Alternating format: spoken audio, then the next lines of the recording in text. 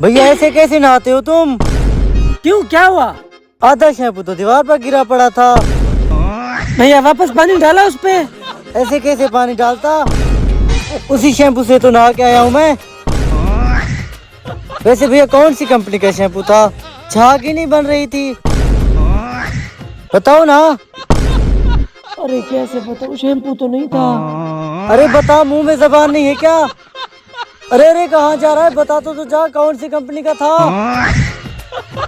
बड़ा अजीब आदमी है, बताया भी नहीं कि कौन सी कंपनी का शैम्पू था। स्मेल।